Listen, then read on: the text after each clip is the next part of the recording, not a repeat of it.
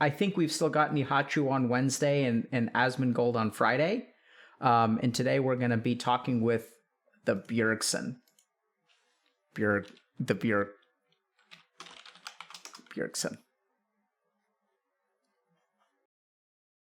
Welcome. Thank you. And what do you go by? Soren, typically. Soren. Okay. Soren is good. And you can call me Alok or Dr. K, like, whatever you prefer. Okay. Yeah, so thank you so much for coming on, Soren. How you doing today? I'm good. I'm nervous, but I'm good. I think most people usually are, and I still don't know quite what to do about that. There's only so much you can do, I think. Yeah. So what are you nervous about? Just being vulnerable on such an kind of open platform. I mean, That's the kind of beauty of it, but that's also, I guess, what makes me nervous, at least. Yeah. And are you planning on being vulnerable today? I think it's kind of hard not to be on your channel from the talks that I've seen. Well, yeah, the fair point. But, we can help you not be vulnerable if you don't want to. No, I mean, I think being vulnerable is a good thing. It's just a difficult thing. Absolutely, man. Well said. Well said. And did you have an idea of what you wanted to talk about today? I have an idea of maybe where we can start, and then sure. I'm happy to go wherever you kind of see the conversation going, or any observations that you might have. Sorry, 1 second. Sorry. You can see me now? Yeah. So, Sweet. Yeah. So, where would you like to start, Soren? It might be hard for me to kind of vocalize this because I haven't really told anyone, but so in League of Legends, whether you're coaching or playing, there's a very distinct like on season and off season, and people grind really hard in the on season, and then you have a lot of free time, sometimes even kind of months where you're not doing, where you're not really working, and I feel sometimes like I'm two different people, especially in terms of the things that I really miss in season are the things that I feel like are really different, are especially I don't really have a lot of feelings during the season. I'm very like robotic. Okay. Good things, bad things. I'm pretty stoic. Okay. And that feels pretty different when I'm off season. I'm definitely more in touch with my emotions, I feel like. Okay. And the other thing is kind of just creativity, I guess, or seeing things from a different perspective, being more aware of my surroundings and kind of aware of myself even. In the season, I feel like that kind of goes away, and I'm really just grinding, and sometimes I don't really have a good perspective on how to solve issues or see things in a different way.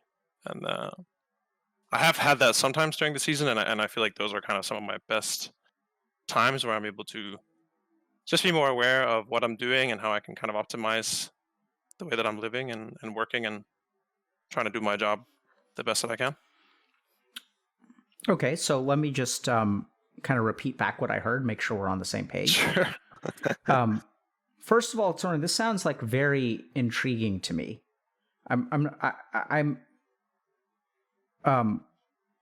It seems like an observation that I actually have like imagined very few people actually have the awareness to sort of make. It seems like a very kind of it seems like you're aware of your internal environment and how much that can change drastically between the on season and the off season. Is that a good way to put it? Mm-hmm. And so you've noticed that you maybe don't feel a lot of things during the season, and then the off season, are we saying that you feel too much or you feel a normal amount or what? A normal amount. Okay. I'm not kind of bursting at the seams as soon as the season is over, but yeah, okay. more kind of natural things like I'm able to kind of cry when it's appropriate during the season. Okay. I'm kind of very just stoic, I guess is the word that I would use. Okay. And that you also mentioned something about awareness and how you're able to see things differently during the off season, and that maybe you're not quite as aware of things during the on season. And then you also said that sometimes when you have been aware during the on season, that it's been actually really good. Mm-hmm. Can you help me understand that? I think it's just the times where in the on-season it was really helpful for me is just really being aware of team dynamics or the issues or how we can improve the way that we are working together or talking to each other. Or it's obviously really flexible when you are aware of those things. But I think a lot of people in the League of Legends scene can really, well, just talking to people, they feel like they get really lost in the sauce during the season, and they just end up kind of going through in the motions and kind of doing the same things over and over again. And then after the season is over, it's like, wait, what? I was just doing this thing kind of over and over again and not really able to reflect and see things from a different perspective. And I very much feel that same way. I'm noticing that there's a lot of autopilot once the season starts. It's just grind, grind, grind. Yeah, I mean, I think in the beginning, people are motivated and excited and trying new things and more creative. And then kind of as the season goes on, as the months of grinding goes on, I think a lot of things become more automated. How do you understand why that happens?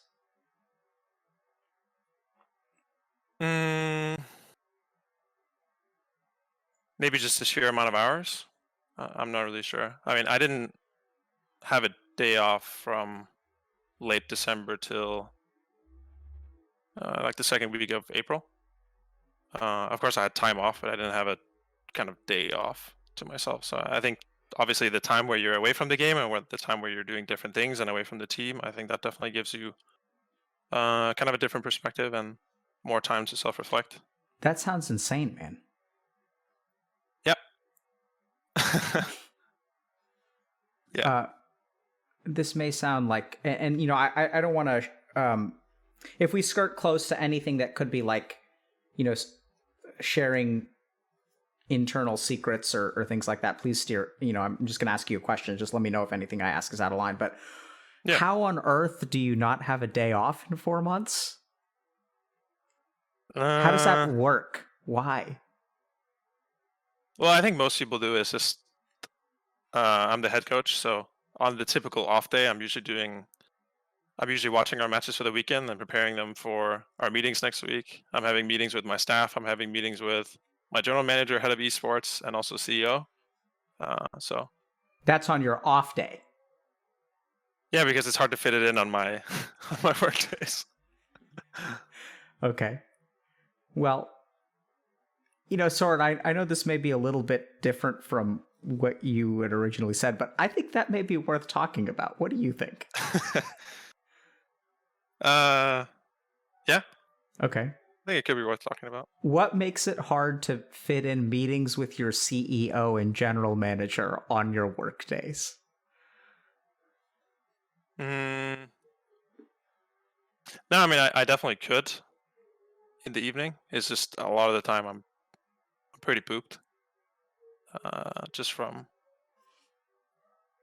I think a typical work day, we meet up at 10, and then we're kind of done with team practice around, it's either 6 p.m. or maybe 8 p.m.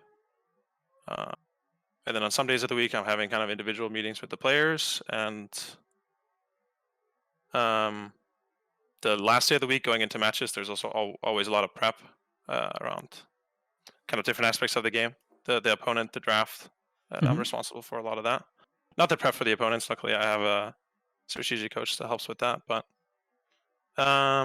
it's just hard to fit things in, and I also need to have a little bit of off time, obviously, on those days, or I kind of might lose my mind.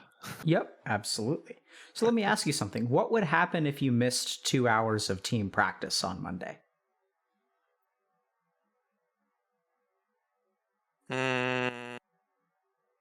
Monday's actually our day off, but yeah, on Tuesday, I don't know what would happen because I haven't tried.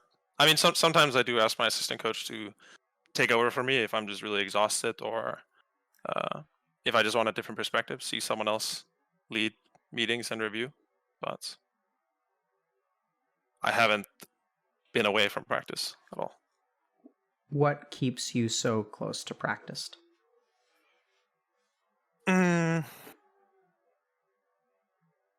I mean, I'm a new coach. This is my first 5 months of coaching, so I feel like I have a lot of catching up to do.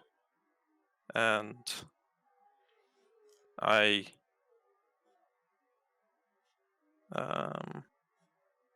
yeah, I just feel like I guess I need to work harder than everyone else because I'm so new in coaching. But I still want my team to do. I don't want to hold my team back. So I guess Okay. I just want to make the most of every opportunity to learn and grow and become better. What are you smiling for? Oh, Soren. Okay. Shit. You're damn right, shit. Okay, so let's unpack this a little bit, okay? So, sorry if did I just make you nervous by smiling and saying you're damn right, shit? No, I mean, I know I definitely have a little bit of a maybe toxic productivity kind of mindset. Tell me what. Okay, what do you mean by toxic productivity mindset? Can you help us understand that phrase?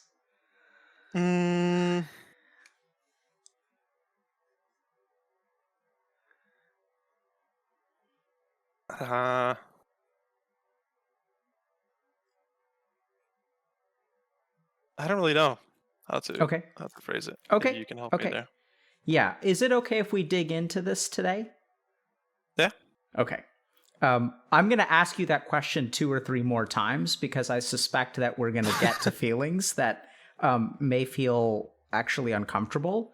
And my concern is that you have such a toxic productivity and growth-oriented mindset that even if things are uncomfortable, you'll never say no. Well, a big part of why I'm even here is that I'm just trying to get outside my comfort zone more. Okay. And I guess that's because you're trying to grow, right? Because screw your comfort zone. Ain't nobody got time for that. That's what I'm saying. You know, so, gotta grow, whatever the cost to you. A little bit. Okay. I think that's what toxic productivity. I've never heard that phrase before, but I think it's well said, coined well. So let's start with this, okay?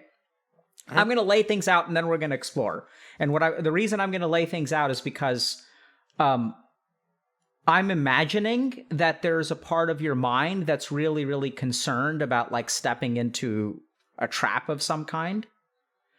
You mentioned you were nervous. I think you're going to have a tendency to set aside your own feelings for the sake of growth. So I'm going to try to alleviate this a little bit. It's not usually how I work. Usually we'll have the revelation at the end, but I'm just going to give it to you anticlimactically at the beginning, and then we're going to explore it. And the reason I'm going to do that is that I hope it'll put your mind a little bit at ease. Okay. So the first thing is that, you know, I've seen this a lot. So I've worked with a fair number of esports organizations before, and not just esports, but basically any high-performing, top-tier, like 0.1% organization you go to. So I've seen this at places like Harvard Business School. I've seen it at hospital systems, you know, tech companies. There's this idea that more is better. So, for example, like in residency training, like we do like 24-hour calls, we do 30-hour calls. There's this kind of this idea that like, you know, if you work 80 hours a week or working 100 hours a week is better than working 80 hours a week. You know, that working more is better. And I've struggled a lot to sort of like get people to experiment with this. And I'd say the hardest uphill climb I've ever had to make, which I failed to make, was working with a Korean Overwatch team. And that's going to be a challenge. And they just didn't like accept that working less could lead to better results. And this is where, and I've managed to convince some people that actually, like, you know, rather than doing team practice for 12 hours a day or 8 hours a day, that doing team practice for like 4 hours, 6 hours a day, and doing like an hour of meditation and yoga and an hour of like something else actually leads to like better outcomes than just grinding. What do you think about that?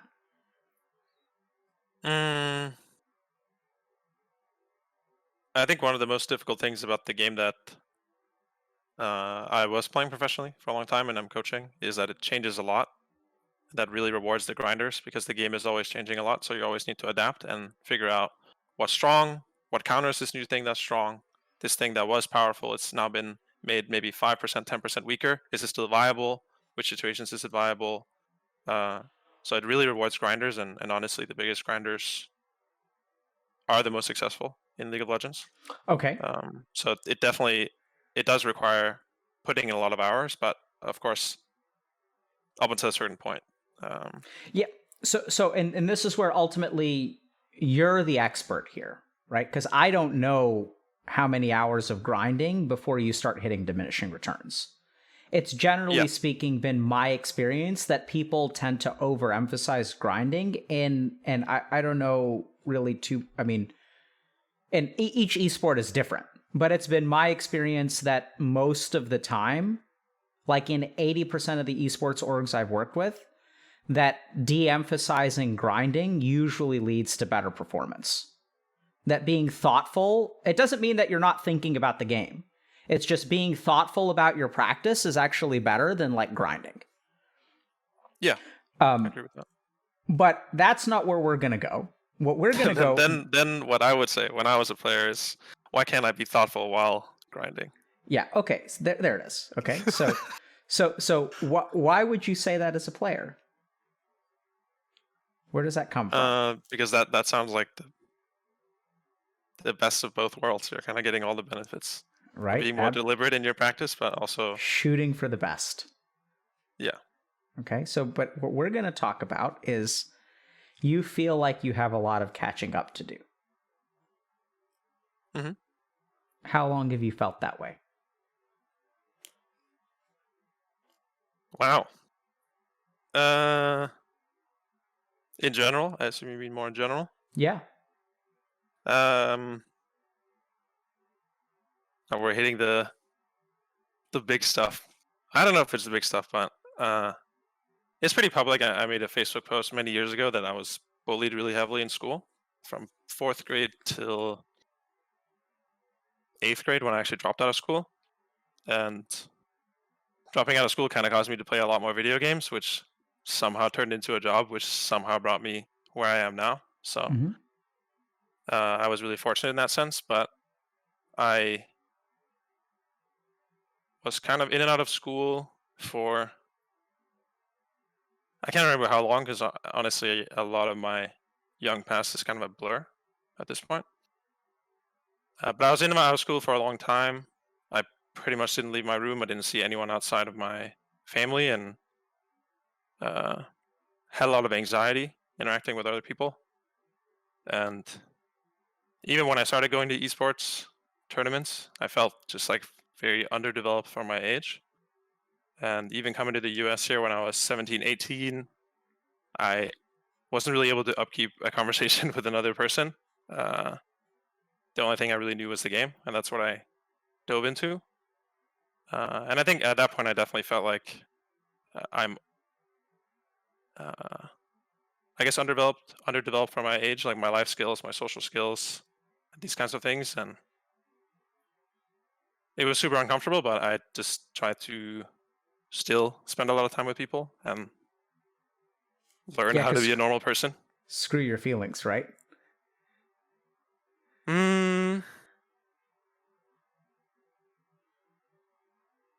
I don't know. That's a difficult one. I mean, when I was listening to my feelings when I was depressed, they were just telling me, don't see other people, stay in your room, play video games all day. And it was really when I guess, just really got outside my comfort zone and went to an esports event in Sweden, met my teammates in person, which was really terrifying because I was really deeply insecure. But then my team got top 8, I think, and then we actually qualified for the LCS when LCS was starting back in season 3. So this is maybe 8 years ago. So we qualified for LCS, and then that really got me the job as an esports player. So you have to work harder than everyone else.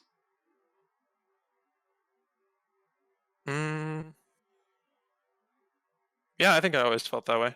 I never felt like I was super intrinsically talented.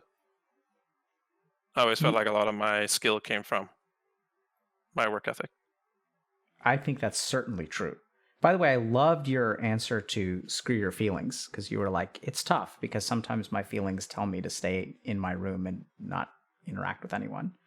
And you've had to learn how to master your feelings at times. And they still do tell me that sometimes. Wow. Okay. And then you also said, I don't want to hold everyone back.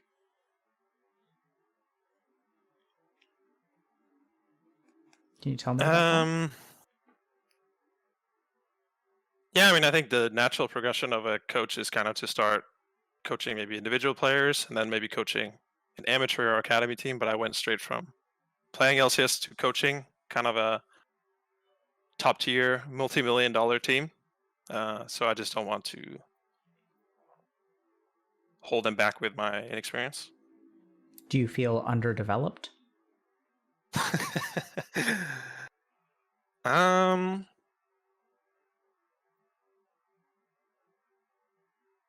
do I feel underdeveloped? I feel like I don't have a ton of experience yet, I would say. So Does that kind of answer your question, or does it not? I think it's a very artful dodge that could be an answer if I wanted to accept it as one. And I'm not, if it's an answer, it's an answer.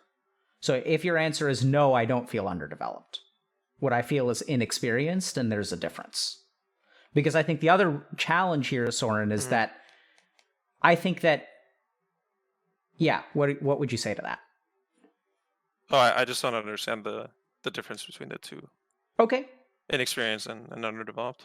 Okay. You would say that those are the same thing. In this coaching case, I definitely will develop with experience. Of course, Okay. It's not the only thing, but yeah. Yeah. So here's my concern, is that as long as you feel like you have catching up to do, you're going to act in a way that alleviates those feelings. And the challenge is that there may come a time where you have caught up, but just because you've technically caught up may not actually have anything to do with the feeling of having caught up. Mm-hmm. And I'm concerned. It's also, yeah, you don't really know when you've caught up, because I also don't really see other.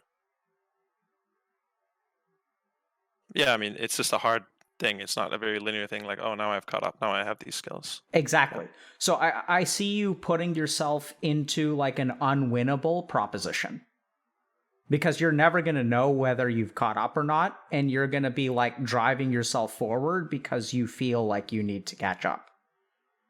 And even though, and I know this sounds weird, so like sometimes, Soren, people who have your complex, for lack of a better term, these people who feel like they're underdeveloped, feel like they have to work really hard, feel like they've fallen behind, they will like work so hard that they'll actually rise. I know this sounds absolutely crazy. They'll rise to the top of their field. And sometimes even in video gaming, for example, there are like 20 million players in this game called League of Legends, and they'll actually rise to a top tier team in a professional League of Legends capacity. And they still feel like they have catching up to do. I know it sounds absolutely crazy. No. Right? So what does catching up look like? Can I ask, is that such a bad feeling to have, or do you just think it's kind of a deep-seated, like you don't ever feel like you're enough? Is that kind of the? Is that how you feel? Like you never feel like you're enough?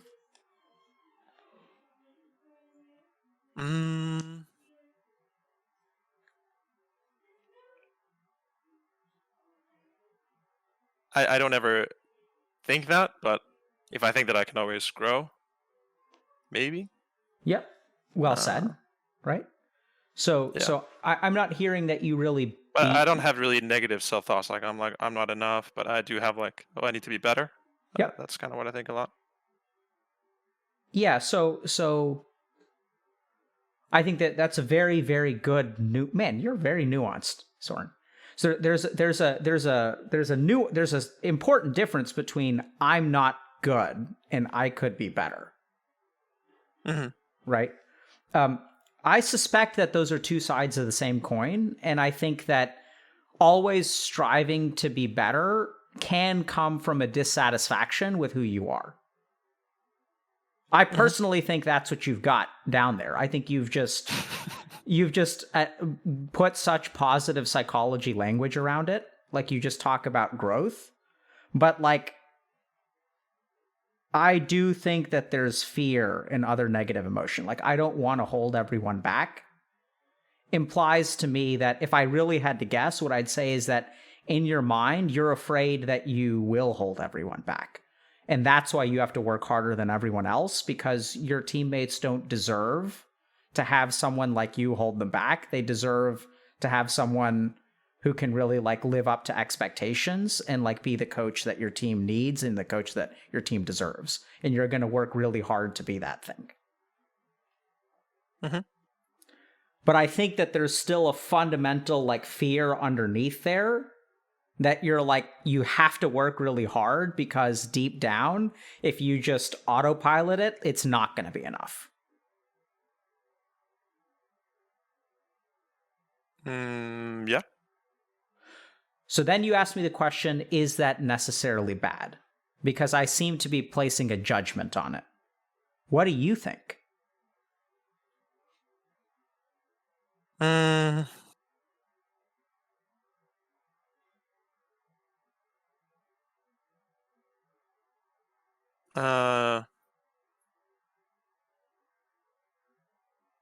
I guess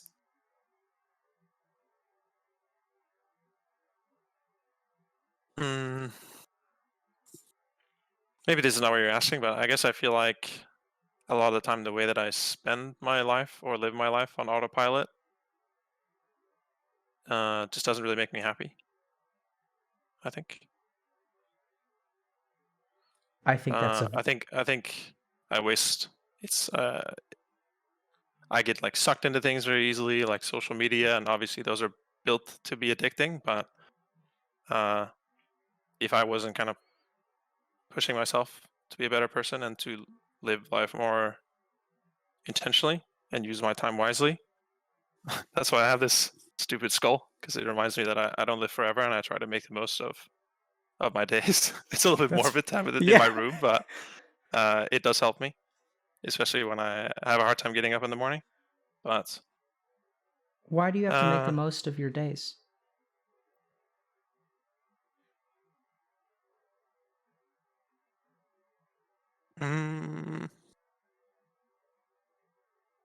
Why do I have to make the most out of my days?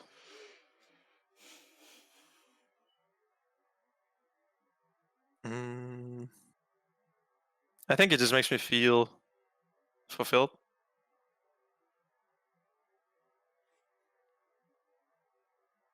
And it's not like all I do is work, right? It's even just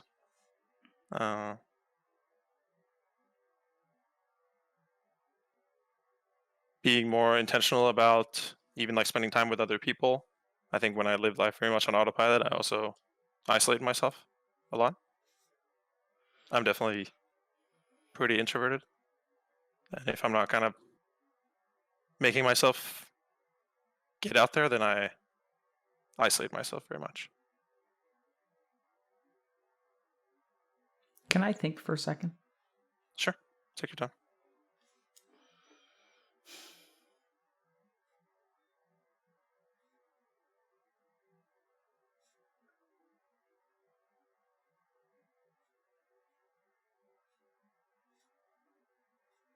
Can you tell me about bullying? Tell you about bullying. What do you want to know? So you mentioned that you dropped out of school in fourth grade? 8th grade. 8th grade. So can you tell me about what happened between fourth grade and 8th grade? What school was like for you? It was really bad. Looking back, I don't know.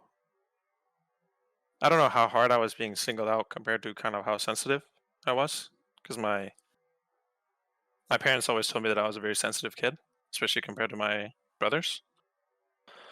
But I felt very singled out by some people in my class, by my teacher at the time. I felt like he was uh, somewhat bullying me or singling me out. Uh, but of course, I was a kid, so I don't know how much that is true, but that was very much my reality. What do you remember? Mm,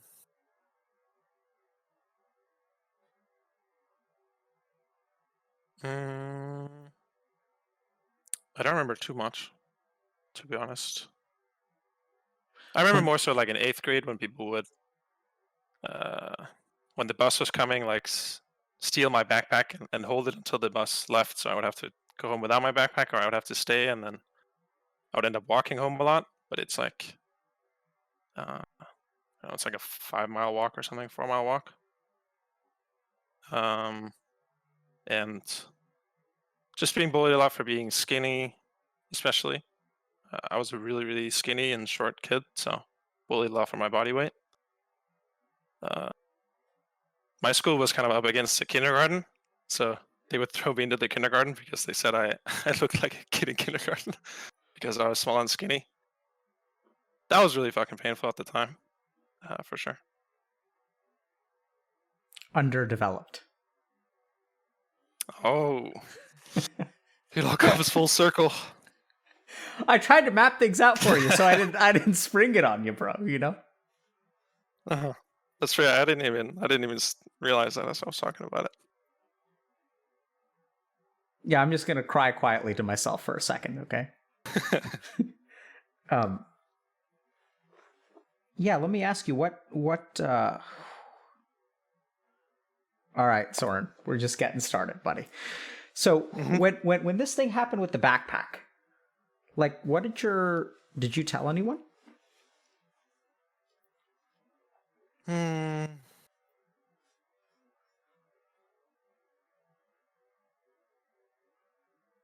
I don't think so, because that was in 8th grade. So I think back in 6th, 7th, 5th grade, I would tell my parents, and then they would want to contact the school, contact the principal, contact their parents. And of course, when you're a young kid, you care a lot about being cool. Mhm. And I was always the kid who, so there's kind of like the popular group of kids. And I would always try to tag along, but I was never really a part of that circle. So I would be the kid that's getting picked on in the popular circle.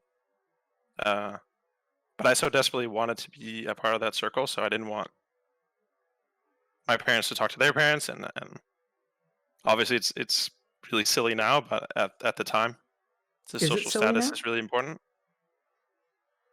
Mm, Doesn't sound silly to me. well, I think if I was who I am now, I would just. There's a lot of kids at the school try to find people who Okay. accept me and that I could get along with. You don't have to be a part of the most popular clique Mhm. in the school. Uh, Sure. Well so in said. that sense, I think I would have done better if I was. I definitely admired the kids who, kids would get picked on for drawing or for doing things that were considered nerdy, but they were really, uh, they knew what they liked and they knew the kind of people that they were. And I guess I was more so just trying to fit in. So, in hindsight, as I got older, I have a lot of respect for those kids who are able to be true to themselves and what they enjoy, even though it's not cool or it's not what most people like to do. Mhm. And I know this is going to be bouncing. What? No, it's just funny when you smile. I feel like you're like, oh, okay, this makes a what? lot of sense. What do you think is going on in my head right now? Mm, I don't know. Okay. I can't really tell you. Um,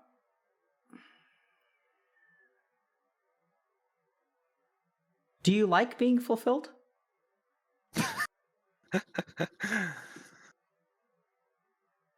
Um,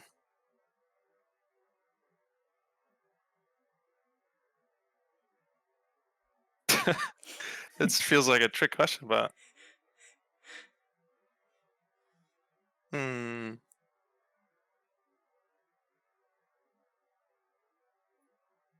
yeah. Okay. It really wasn't a trick question. It was just sort of a, I know it's sort of, I can see what you mean in terms of, I'm trying to let you know well in advance before I lay out a trap for you. Okay. Okay. But yeah. Okay. How would you feel if I could give you a pill that would make you content? Would you take it?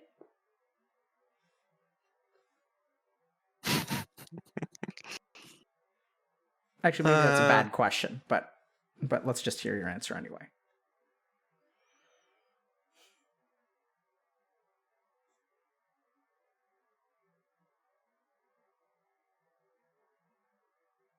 I feel like, of course, you would want to say yes, but I guess I'm worried that it's a complicated question. Yeah. What's complicated about it? Because of course you want to be, sorry, what is the word? Content. Mm-hmm. But I guess I just worry that I might kind of let myself go, but also does that really matter if I'm just content? But then I would probably also die young because I would just not exercise and not do these kinds of things that are going to make me a healthier person. But I'm definitely overthinking the question. Nope, I don't think you are.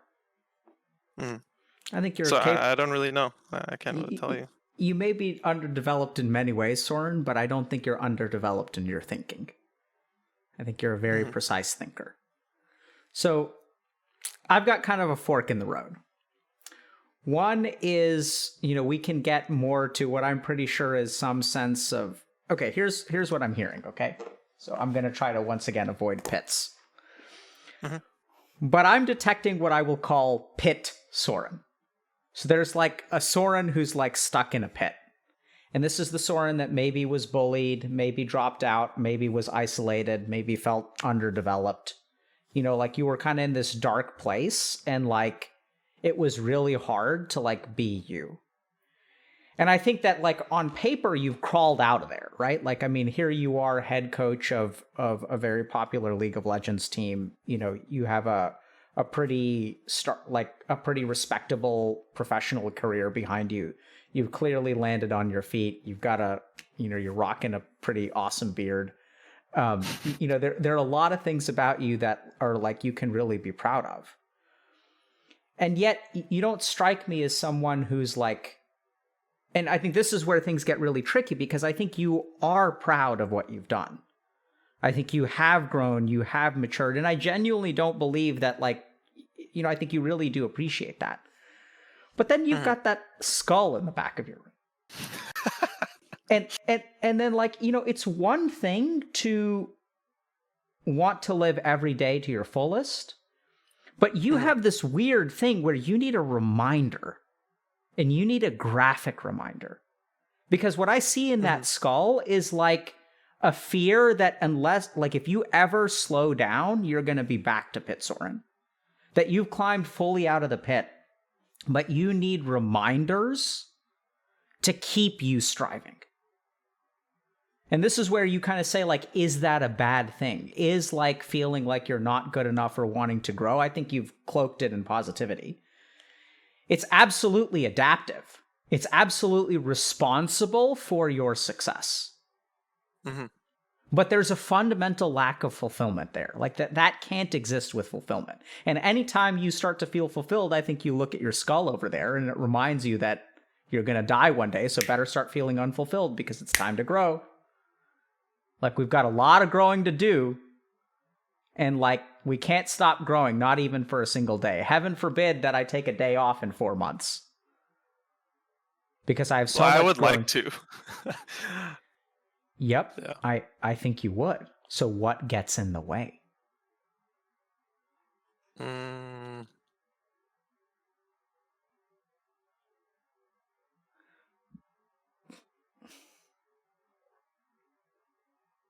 A lot of it is just my work schedule, so I think I wouldn't be able to give you much more than a practical Yeah. answer.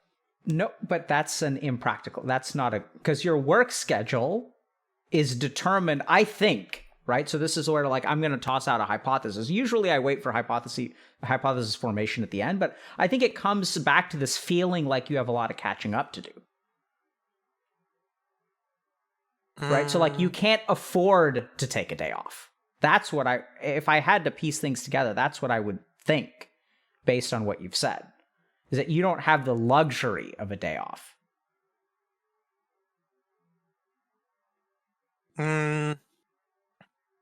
Partially. I think also just at least this is what my kind of ex-girlfriend told me, that being a head coach is a very, very time-consuming job, and if you want to be good, you do have to put a lot of time into it. And maybe it's more so that the kind of person I am, I found myself coming into this role. Does that make sense? So I found that, myself coming into this job that maybe fulfills this drive or insecurity that I have. what do you think about that? There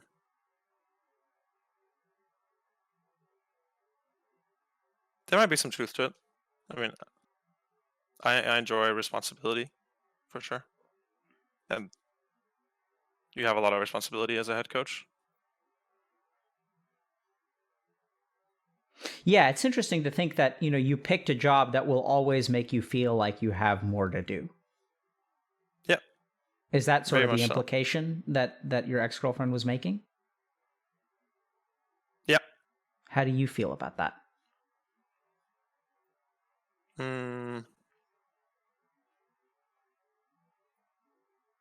Maybe, but I don't really see playing as too different.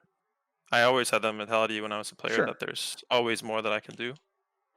But of And course, I try to balance that as well with other maybe things that are healthier for me. yeah, I wasn't and just playing 14 hours a day. so let me ask you this. Do you feel underdeveloped in other areas of your life? Mm,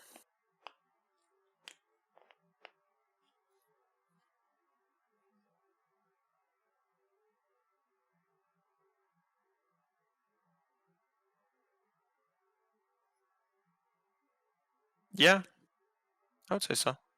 Like what?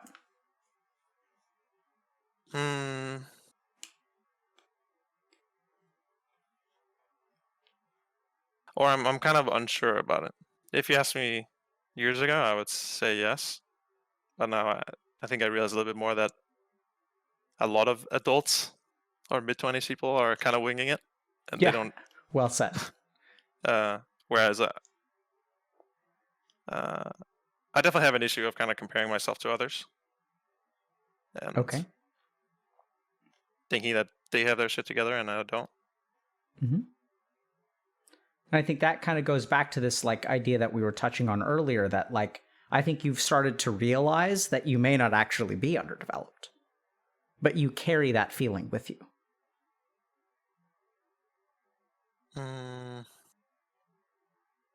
Yeah.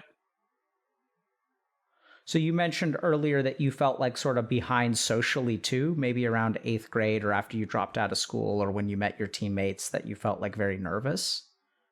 Mm-hmm. Can you tell me a little bit more about that feeling or what was in your head? What was in my head?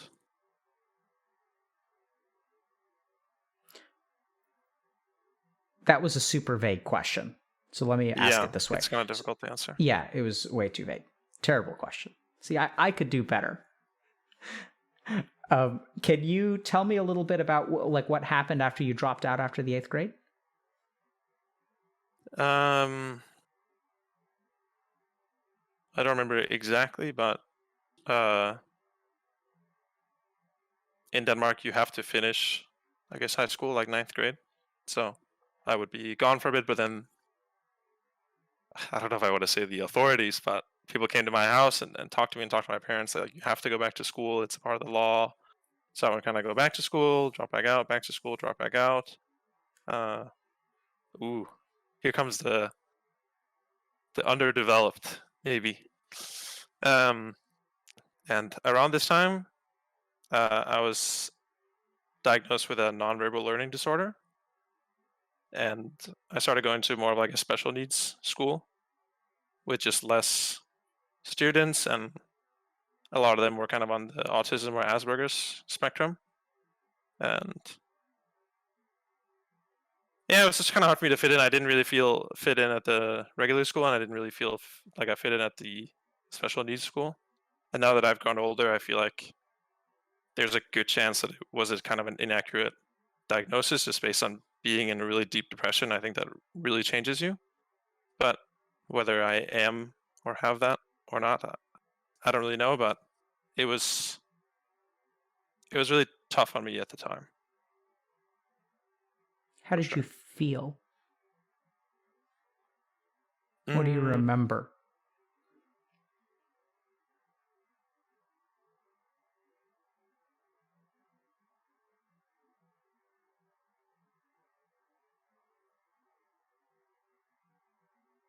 How did I feel? I want to say the first thing that comes to mind is that I felt like my life was over.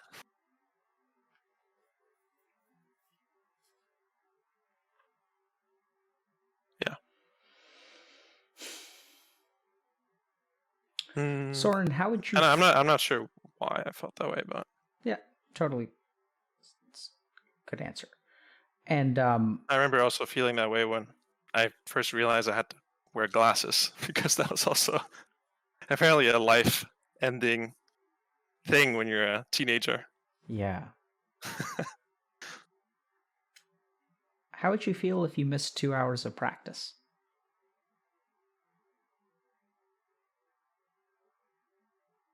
Mm,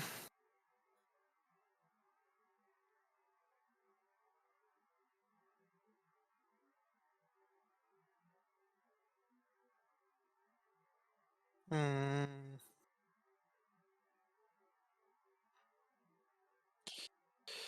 week, maybe?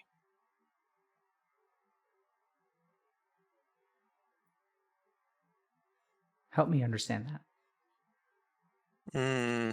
I guess in a sense that is kind of saying that I'm unable to kind of cope with the stress of the job in my free time. So I have to take literal time off of practice. Have you felt weak before? Mm,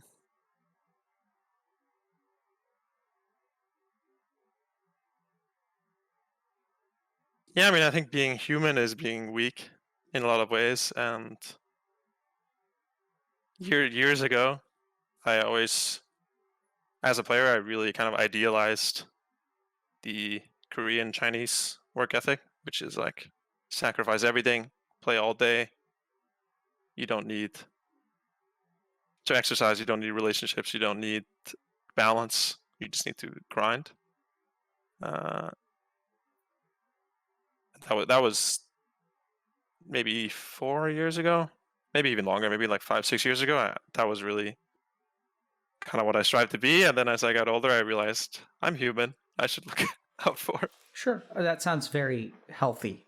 I mean, in terms of, I guess kind of what I'm hearing, Soren, is like,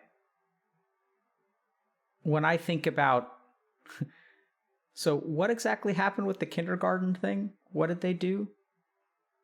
They like Threw me over the fence. Yeah.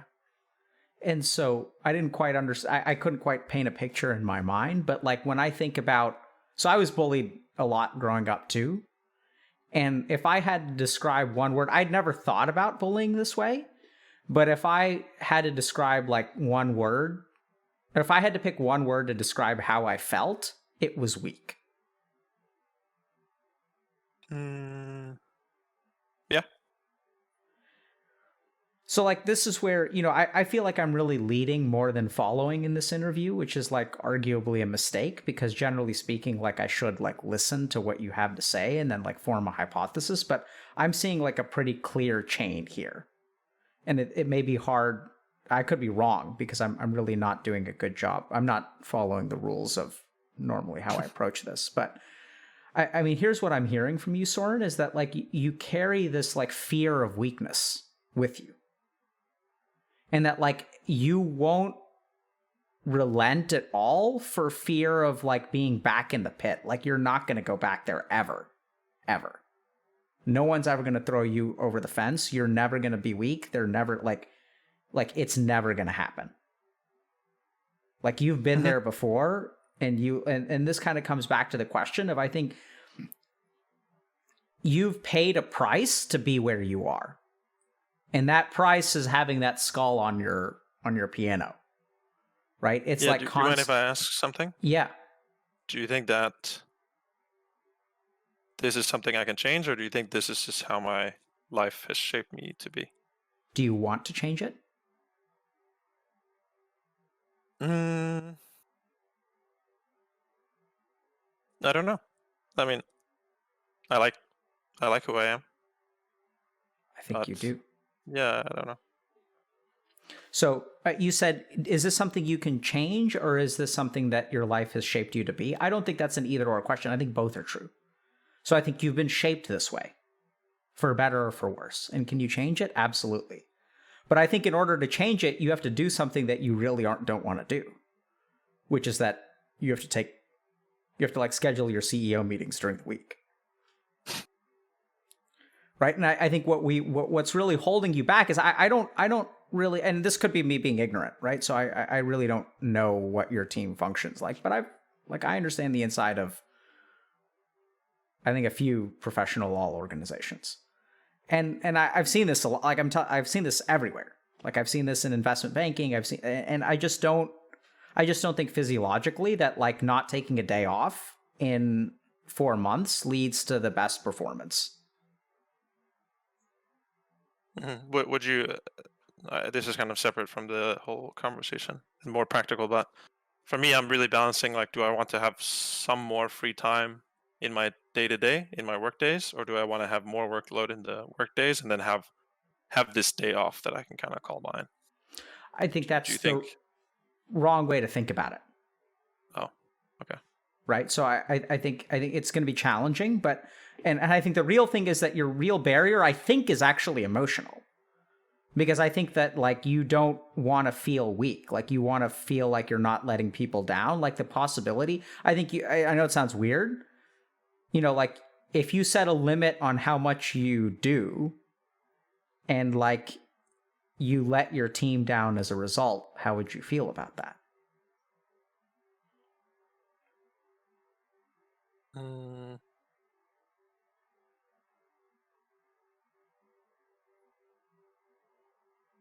Yeah, I mean, I would just feel awful.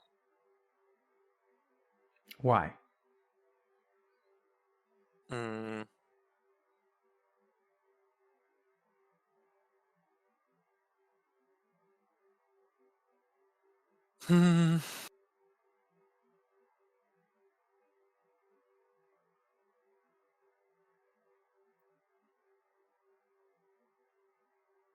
Just because,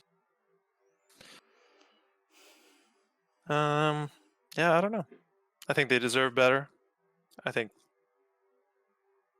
What do you deserve? Work has always been just a big part of my life. Sure. So I would probably feel. It's always been my North Star to kind of do better at. I don't even really call it work, but I would do better as a player, better as a kind of a part of this team. So if I was to not put in my full effort, I think I would probably lose kind of part of who I am or my identity. Yeah, so I think that's a challenge. So, Soren, I'm going to talk about something, and I don't know, is this useful? Is this conversation useful to you? I mean, would you rather be crying right now? Because we can make that happen. No, I mean, I had a few opportunities to cry, but laughed it off instead. I mean, I feel like this is really important because I think so a lot of times when I work with people who are very successful, like we talk about letting go of ambition. And they sort of say like, it's ambition that's gotten me this far. Like, I don't understand. Like if I let go. So like a good example is like I work with a lot of people in investment banking. And so these people like work really, really hard. Like they work crazy hours. It's like big deals, like $100 million deals, $1 billion deals. And they sort of like, it's always like, there's always more to do. There's always a promotion. There's always another deal. And it's ambition that's gotten them this far. And so they get really, really concerned that if I let go of my ambition, like I'll be nothing. Like this is who I am. Right? Like you're someone who, like, Soren, I think you're never gonna be weak again. Like, to hell with that. Like you would never put yourself in that situation. I think that the challenge here is that, if you look at the physiology of performance, and there's been a lot of work on this kind of stuff, like having high levels of cortisol, a stress hormone, which I imagine is going to be higher in your system when you're working for 4 months without a break, is going to lead to less creative decision making. So when cortisol is floating around in your system and adrenaline is floating around in your system, these are stress hormones that we release more of when we work way too much. It actually reduces your capacity for creative thinking. Because the way that our brains evolved, like when our fight or flight system is involved, like we don't want creative thinking. Like when I run into a tiger in the woods, I don't want to think creatively. Like my body needs to act. So like nuance gets lost and everything becomes black and white. And I don't think, and it's interesting because we started off talking about sort of this feeling of autopilot and awareness that decays throughout the season. And you say to me like, oh yeah, we have it at the beginning. I can think creatively, but then we fall into the grind. I think it's absolutely physiologically or neuroscientifically mediated. Because literally as the season advances, your brain is going to change. And so I know this sounds absolutely insane, but like when I talk to these people and I'm like, yeah, you don't need to be striving for a promotion to be doing your best work. And they're really confused because they think that like, if I'm not striving for a promotion, I don't know how to work. And the beautiful thing is that oftentimes they wind up in my office because, things need to change. And then we kind of get to the point where I teach them how to let go of their ambition, and they do wonderfully. Because I think it sounds kind of weird, but there are like other reasons for you to work than ambition. And there are things that you can do, like your loyalty to your team, not wanting to let them down, needs to be separated from your personal feelings of weakness. Does that make sense? Yeah, I can't say I know how to do that, but yep. I understand. So, and that's why we're not going the crying route, because I'd like to teach you today. And for everyone else who like beats themselves up to try to be something. Because there's a huge difference between not letting your team down and you feeling personally weak. And I know it sounds kind of bizarre, but there's a hypothesis, I don't know if this is right or wrong, that you letting go of your feelings of weakness will actually will allow you to be the best coach for your team. I agree. I definitely feel like, I don't know if this is related, but sometimes I definitely do feel like I'm too focused and worried about myself when I should really be putting all my focus on the players and helping them. That's really tricky because you're going to just you're going to find any reason to beat yourself up. So like, I take that with a grain of salt, right? Like I think the number of ways in which you have thought through that you can be better is tricky because I think that's the problem. On the one hand, you're absolutely correct. But on the other hand, like, why aren't you good enough? Was that an actual question? Yeah. Why am I not good enough? Yeah. I don't really think I have an answer to that. Do you feel not good enough?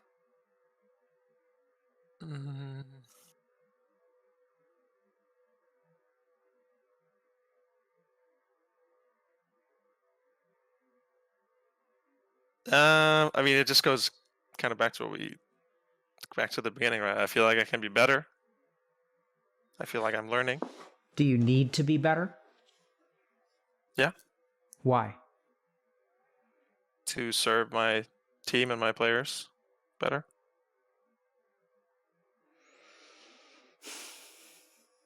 Can I think about that for a second? Sure.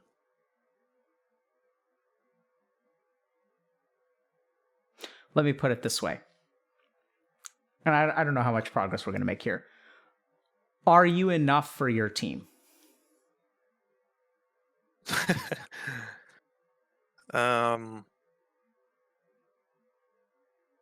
The way that I am? Yes. No, I don't think so. How would you know if you were?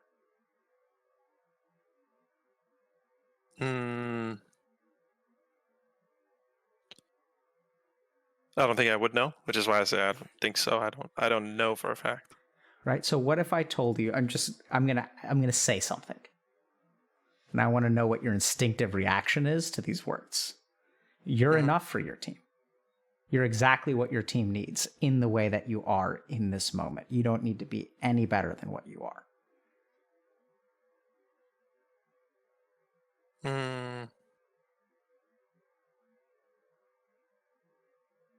It's hard for me to believe that. That's a very sugar-coated response. What did you think? What were you thinking what did you think and feel as I said those words? What did I think and feel? That it was very nice of you, but that you don't really know. Because you don't know how I work. You don't see my work. Yep. Yeah. And if I did see, what would I notice? What is it that I don't know about you, Soren, that you do? I mean, I don't even know yet. Of course, there are a lot of things that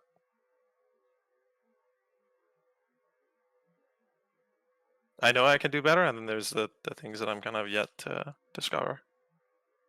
Yeah, so this is tricky, but I'm going to try to say this one more time. Like, if I knew you the way that you know yourself, Soren, what's the difference?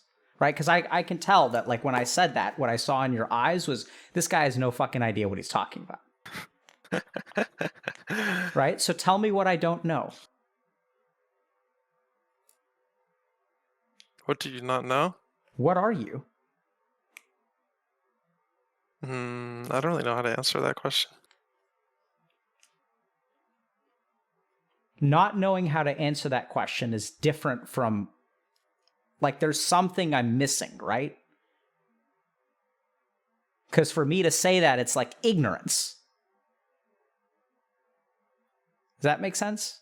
Like, yeah. I mean, so educate me. Educate you? What am I ignorant of? What part of you don't I understand? What am I missing?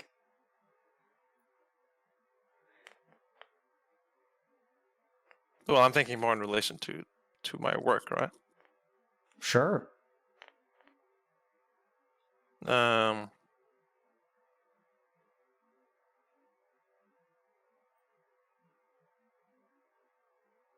Yeah, I mean, I guess just I feel like I can always do more, and I can always work harder.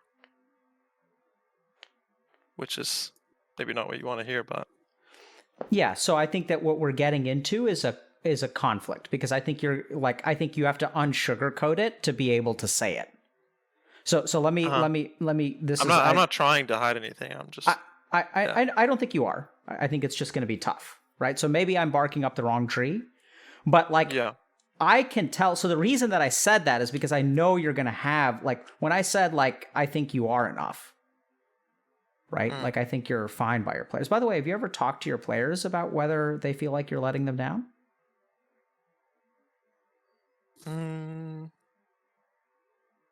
No.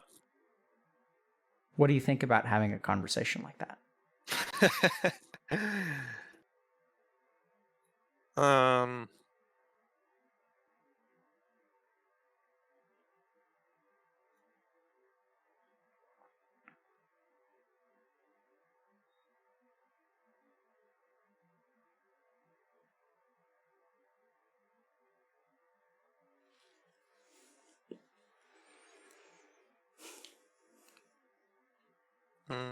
Yeah, I don't really know.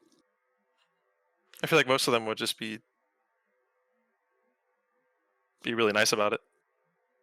What does that mean, be really nice about it? Oh, sorry. I need to answer a message from my manager.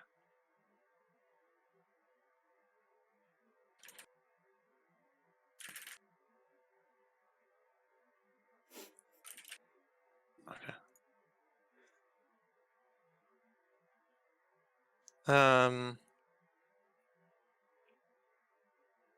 I think if I was to ask a question like, am I letting you down? I think that obviously, if someone was to ask me that, it would kind of seem like they need reassurance. So I would probably give them reassurance. Maybe I would. Yeah, I guess that's just how I feel. Okay. So, how would they signal to you if they really thought you were not letting them down? What could they say to you that would convince you that they think you're doing a fantastic job and they're happy to have you?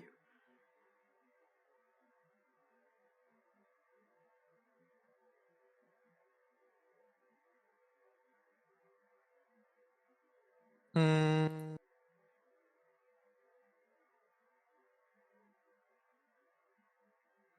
you mind repeating that? Yeah, so like how would they signal to you? So like let's say, so here's what okay, let's just take a step back, start from the top, okay? So it's my belief that you have a sense of inadequacy that keeps you striving to be the best, but is personally like tortures you. Like, I think it's got to be like a hard way to live your life where you wake up like somewhat content.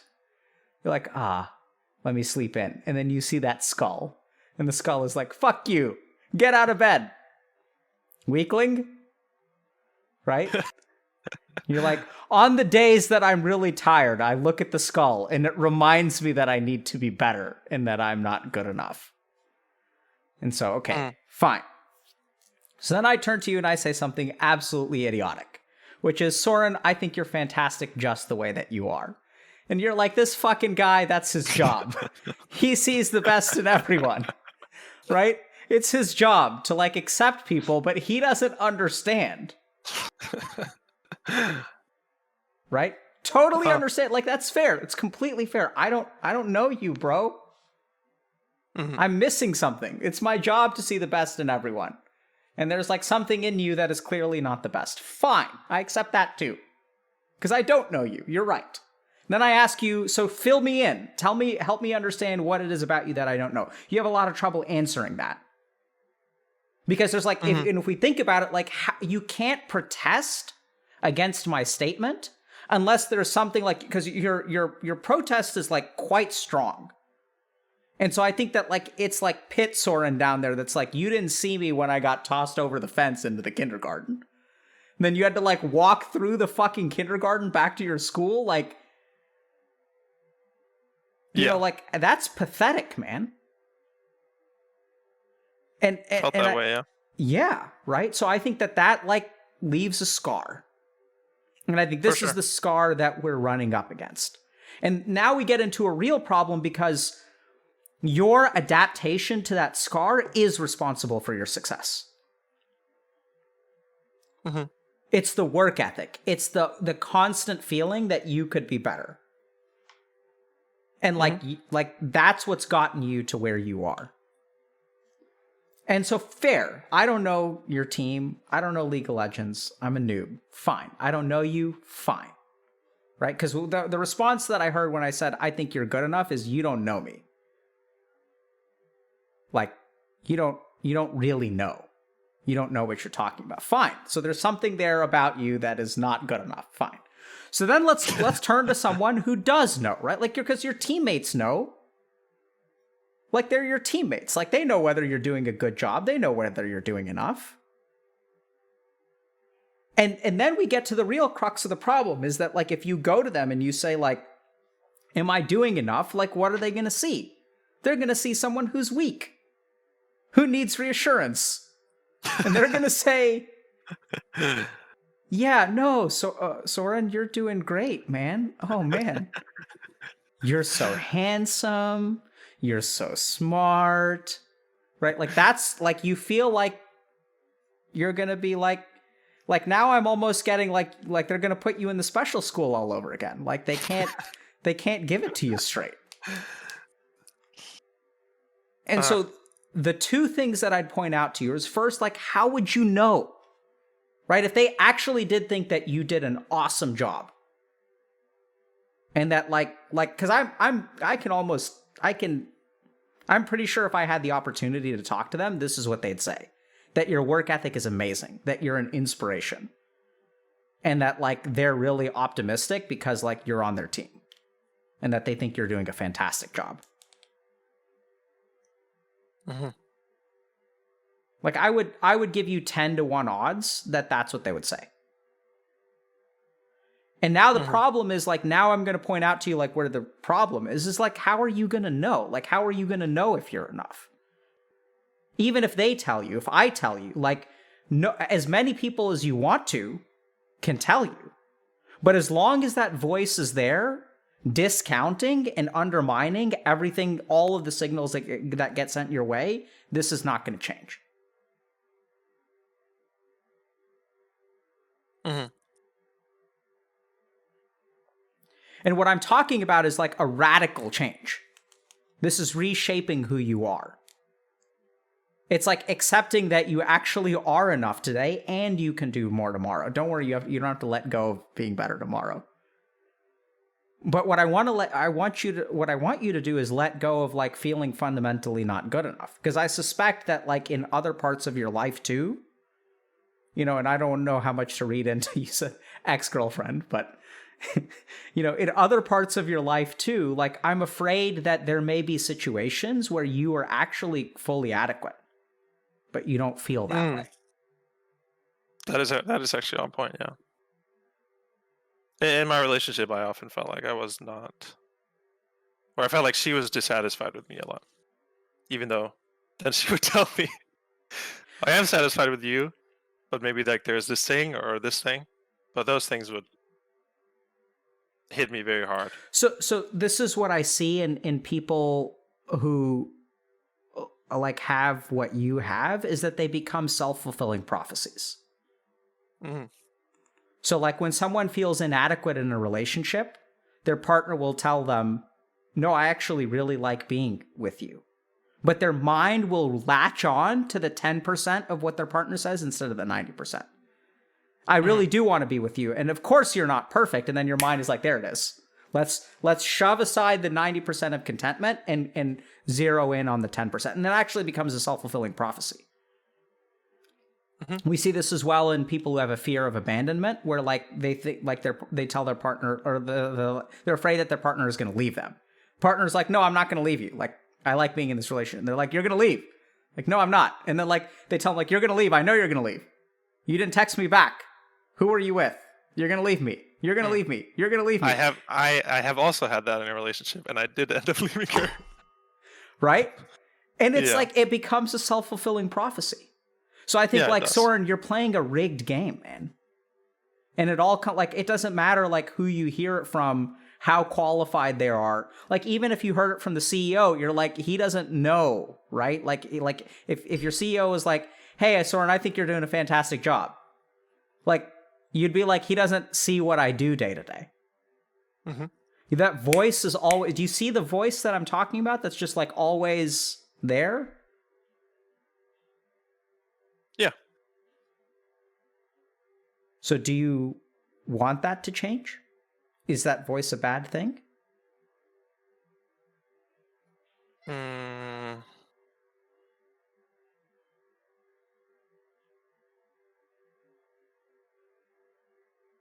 I guess my worry is if I don't have that voice, I always had the feeling that if I ever lost my drive, that I just shouldn't be in this line of work. Because this line of work is like striving to be the very, very best. And you have to make sacrifices to do that. So I guess part of my worry is if I was to lose that, I don't think I would find as much joy out of this work, and then I would have to find something else to do, and I don't know what that would be. So, I disagree with that completely. So I understand where you're coming from. It just hasn't been my experience at all. So can I try to convince you for a moment? Sure. So I get what you're saying, that like this voice is what drives you forward, right? And this is why I asked you at the very beginning, and you asked me too. You were like, is this a bad thing? Then I asked you, do you want to get rid of it? And I don't think you do. And that's the problem. So like when I ask you, like, do you want to be fulfilled? I don't think you do. Like, I think that anytime you have like I don't see you like ever relaxing. Like even when you win, right? I'm really afraid of complacency because I've been playing. I had, and I could have continued to play if I wanted to. I won the North American season before I chose to go into coaching. And I played professionally for I think 8 years, and I saw just so many players find success and then become comfortable, and then eventually stop playing because they kind of lost their drive. And I understand that. So I think though, Soren, you're not them. I'm not worried about you losing your drive. And I actually think that like the best performance you're going to see, by all means grind, by all means work a lot. Like I'm not telling you to like not work. But I think that the best, like literally like neuroscientifically and like optimizing performance wise, when you're operating from a place of like positive energy and positive emotion, you're actually going to outperform what you're capable of with like negative energy and negative emotion.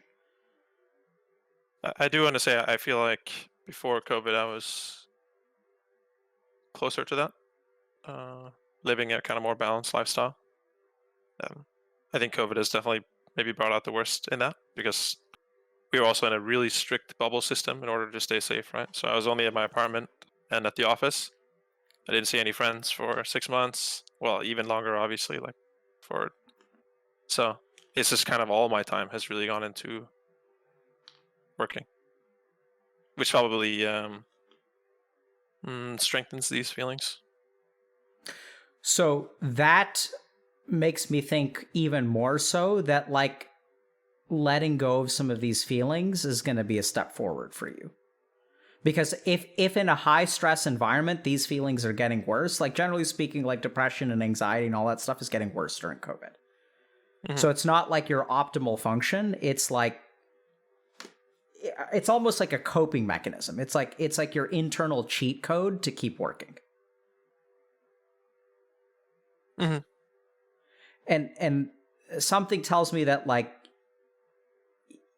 you know, I'm not saying slack off, but I don't think you're going to slack off. I don't think we have to worry about you slacking off. Like, I don't think that if this changed in you emotionally, I think there's too much programming in your brain. Your neurons have wired a certain way to where you're not going to just like wake up and do nothing. Like, it's just not who you are. And then what's going to change then? Or what could change then? It's a good question. So I think that like I was saying, there are a couple of feelings that are tangled up here. One is like striving to be the best. One is not wanting to let your team down. And the third is like feeling weak or inadequate. What I'm saying is that I don't think that all three of those have to like go together. Right? Like you can care about your teammates. You can want to not let them down, but also recognize that like you are good enough. That together as a team, you guys can actually do this. That you don't have to worry, like you shouldn't be worrying about like whether you're good enough or not. Like you've got no headspace for that. Mm-hmm. You should be focused like fully on your team. Like you said, you kind of think a little bit about yourself too much. Because I know it sounds weird, but I mean, if we're talking about self-fulfilling prophecies in relationships, that could happen in the professional space too. And the real problem here, at the end of the day, Soren, I think the real problem is that you can't ever know what's right and what isn't. Right? Like you can't ever know like what's going to be enough. If I tell you you're not going to listen, if your teammates tell you that you're not going to listen. So like if there was some objective measure of your enoughness, then I'd say this is a whole different ballgame. But in the absence of that, like your mind is always going to tell you that you're not enough. It's not enough, that you need to be better. And you can love your teammates, you can want to like lead them to victory. But like being fundamentally faithless in yourself, which I'm using like exaggerated language here, is like not going to be. And now we're falling into another trap because now I'm telling you that you need to be better. But like fundamentally believing that you are good enough, fundamentally believing that you are what your team needs, can lead to hubris or pride or complacency. But I think in your case, at the highest levels of performance, Soren, I think it starts to become maladaptive. That for 99% of the road, the work ethic that you've got and the emotions that you've got and feeling not good enough is going to get you 99% of the way there. But if you want to walk that last step, you have to let go of this.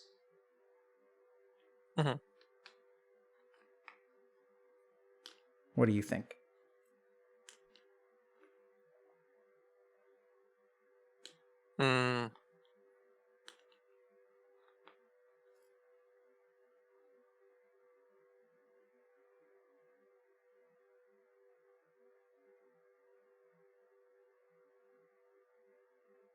I agree.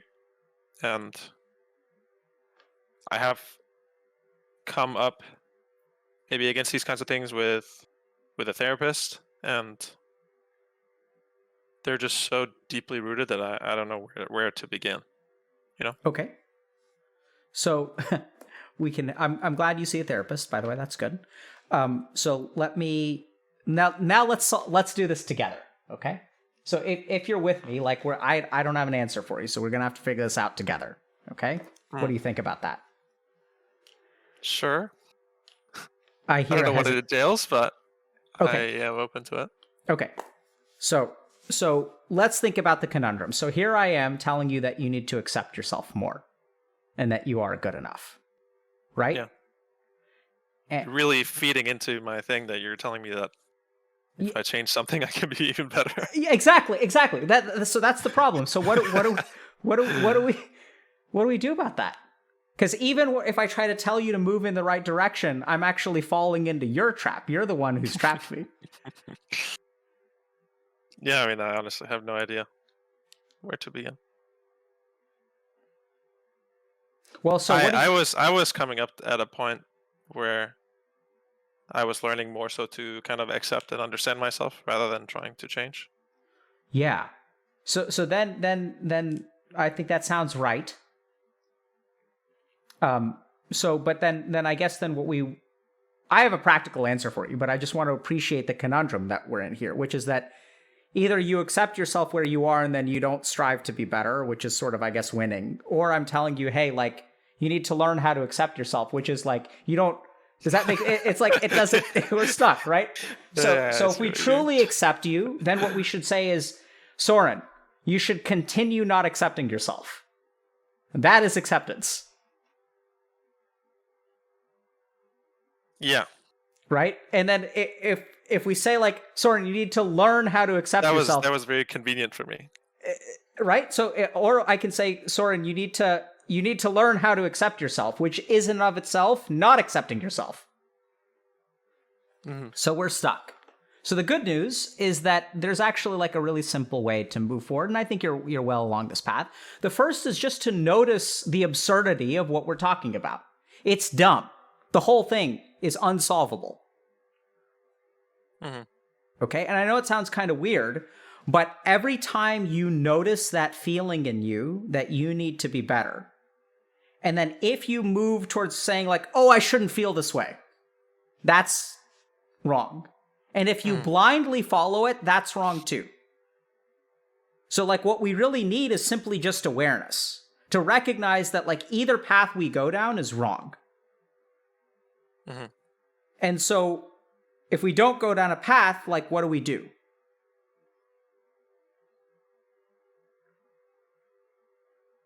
Like if I'm not moving, like, so you're saying if I walk down this path, it's wrong. If I walk down this path, it's wrong. So what are my options then?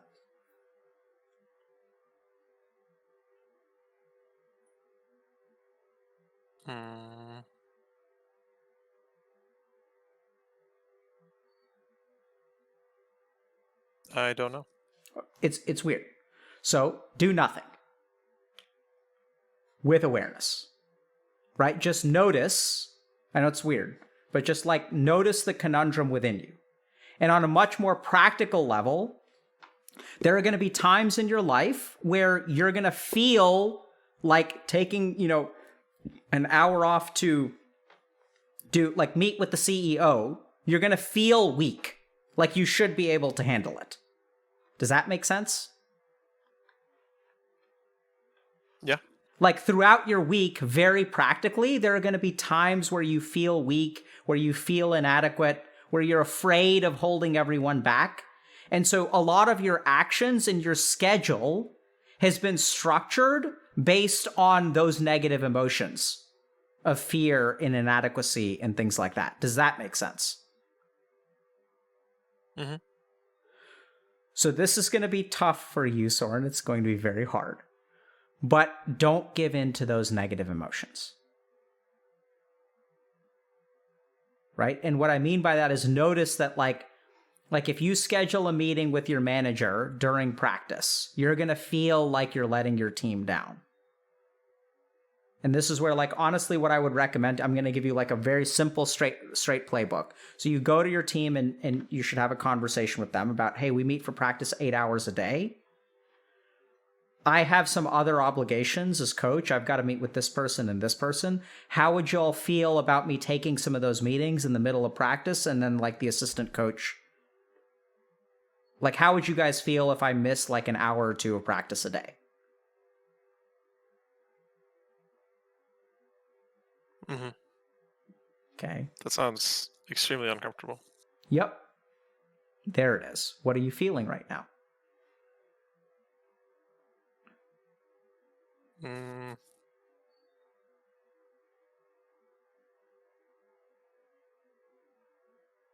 Weak. Because if I was the player, I would say, don't you have X amount of hours before and after practice to do those things? Why do you need to do it in the middle of practice? Okay. Sure. So if that's what they say, then you're going to listen to them. Well, that's what I would tell myself. But yeah. Right? So and this is where like I think you've got to like listen to your team. Right? And say like, do I need to be here? I mean, I'm assuming you don't, how many hours a week do y'all, I don't want to like ask you too many details about what your practice schedule is and stuff like that, because that could be like competitive information, but I'm assuming that, you guys are basically practicing like 6 days a week. The schedule is kind of different now. So we have actually 3 match days and then 1 off day. And then we have 3 practice days. Okay. During season. So if it's during season, maybe you need to crunch things too. So I'm willing to concede that. Like if you guys have 3 match days and 3 practice days, maybe you don't want to miss any of that. But I think it's worthwhile like having a conversation with your team. And like this is the whole point, is that you can't let your feelings of weakness determine what's right or wrong. Mm-hmm. And if it's season, maybe you don't have time to, because that sounds super tight to me. Like I'm not hearing there's actually a whole lot of time. It's really difficult. We don't have near as much practice as we used to be able to do. So then the question is like, do you need to be meeting with your CEO like during this time?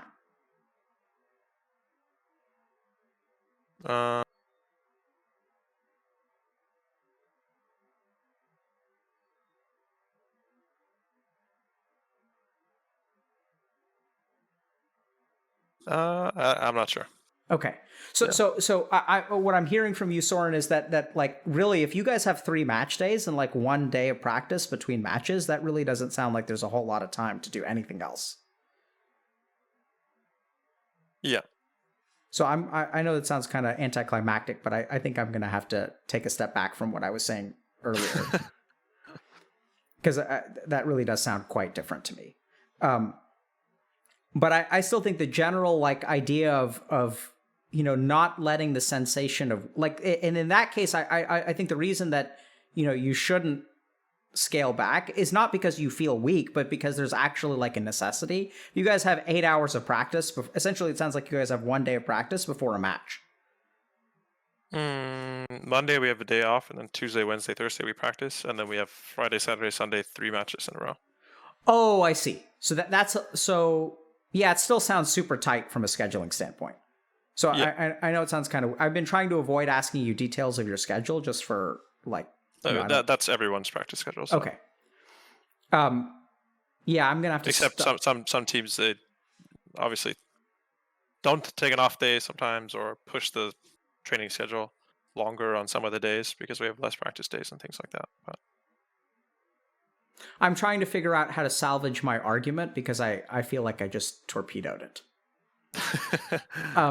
So I still think that there's like a broader point here. I don't know about this particular schedule, but I'm getting the sense that you're still motivated by a lot of like feeling inadequate. What do you think about that?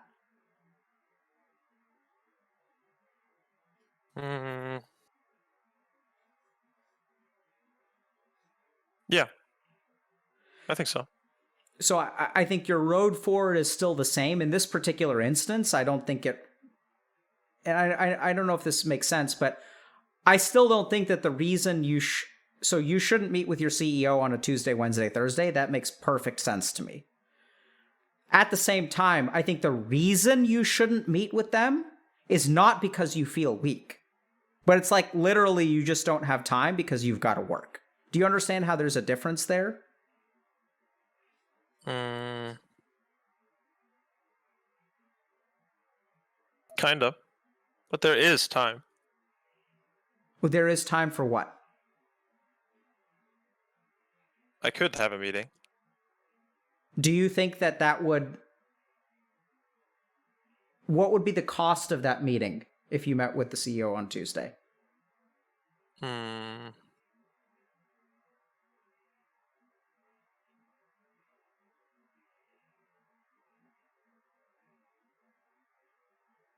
Just kind of the flexibility of my time, I guess. Those days where we end up practice, it differs, but maybe the average practice day we end at like 6:30 or 7.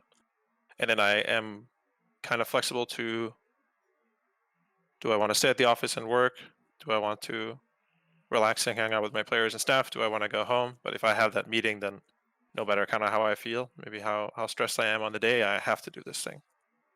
And so do you think that it's nice to have more flexibility because some practice days are really hard and really taxing.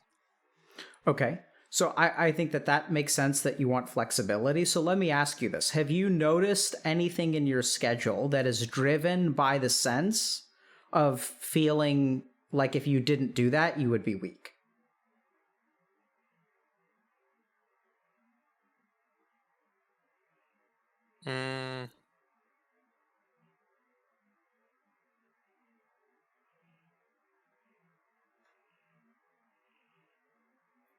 If I didn't do that, I would be weak.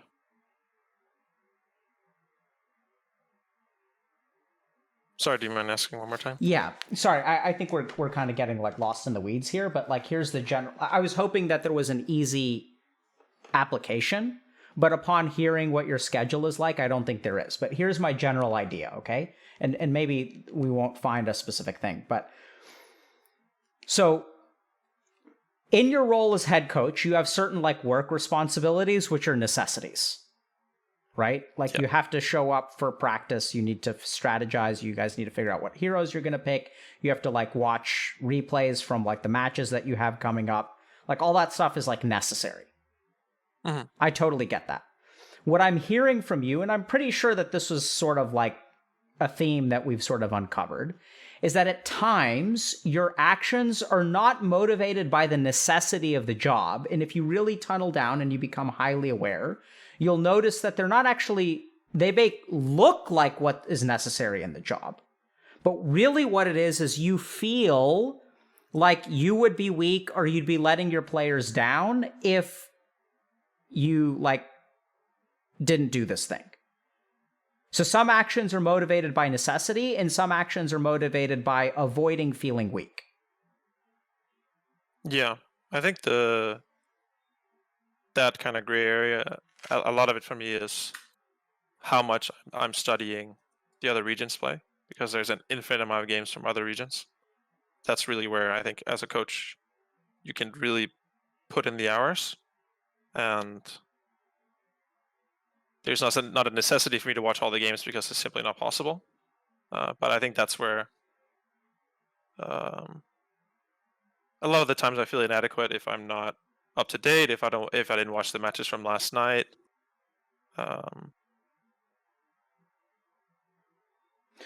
Yeah, I think that's probably one of the bigger ones that come to mind. Yeah, so I think that's a great example, because that's something where like you could do work and it's reasonable for you to do work, but I don't know exactly how you find this. I think it's going to be through some self-reflection. But right now you somehow decide how much to watch, right? Like there's some internal calculus that on week to week, like you either watch a lot or you watch less or whatever.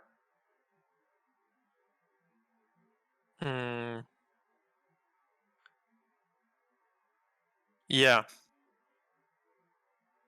It's kind of a difficult thing. It's one of those things that I haven't really been able to balance. I'll watch a lot, and then maybe I will kind of burn out and then need to take more time.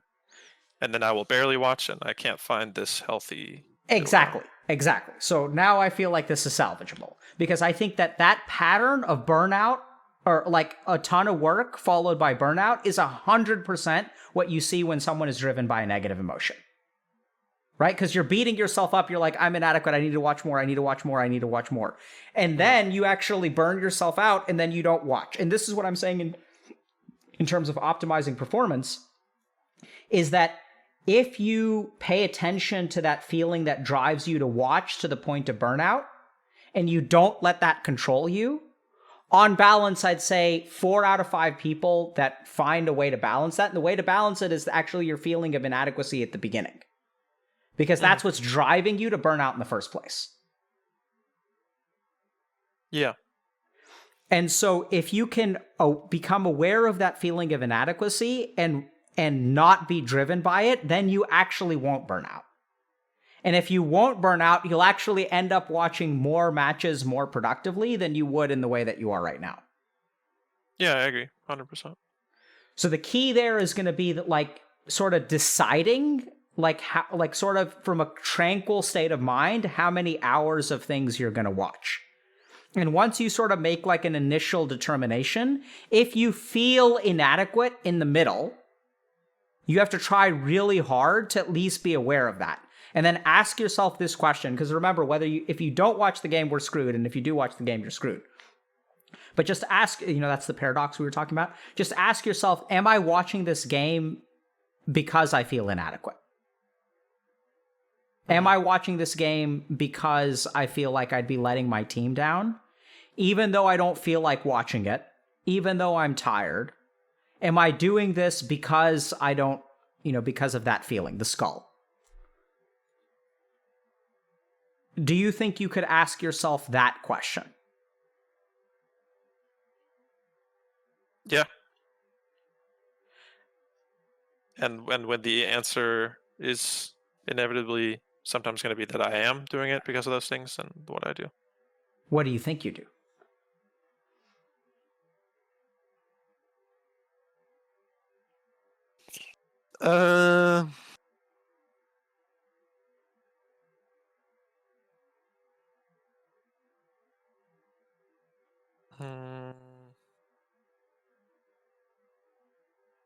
Something I've been trying to do more recently is just kind of sit with those feelings more. Good. That's the right answer. Myself. Yeah, so like I know it sounds weird, but whether you watch the game, this is what's really confusing for a lot of people about like self-growth. The actual action you take at the end of the day is not rewiring the neurons. What rewires the neurons is asking yourself the question and being able to authentically answer it. I know it sounds really weird, but as long as you ask yourself the question and authentically answer it, you will move one step closer to balance. Because on some days, your mind is going to actually generate the thought and it'll say, you know what? You can take a break. And on other days, it's going to be like, you know what? You really you don't deserve to take a break. You need to watch this. And we can't know which one your mind is going to produce, and it's actually fine. Either one it produces is okay. The key thing is asking yourself the question and coming up with an authentic awareness of what's driving you. Mm-hmm. That makes sense, yeah. Thoughts, questions about today?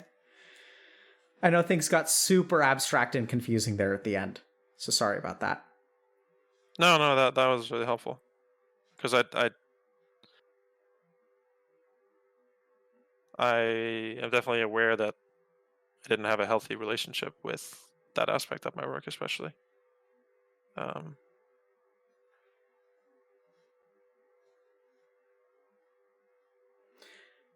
And then one last thought is when it comes to social relationships, things like that, or like, non-professional things, I would encourage you to pay a lot of attention, once again, to that feeling of inadequacy. Right? And try to figure out, like, which of your actions is being driven by that feeling. And the more that you become aware of it, the more it'll start to dissolve. Mm-hmm.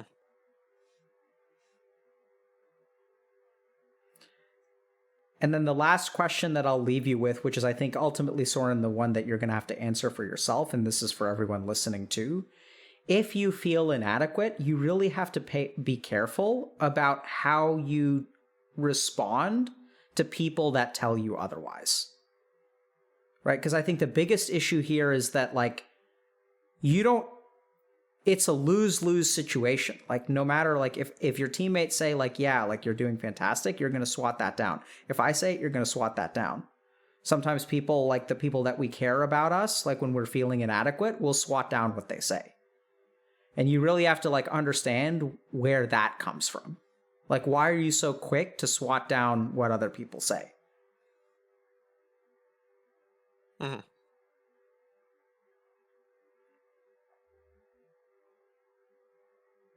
Yeah. Definitely when I used to get compliments, I would very much answer in like, thanks, but you don't know me. Yep. But I learned the socially acceptable thing is just to even if I don't truly believe it, to still to try not to show that, because that's a very disrespectful thing to show. Yeah, so I understand that you learn socially what to say, but then the question is, like, exactly, yeah. But not on the inside. It's not and I think it's hard for you to answer this, but, like, what is it that we don't know about you?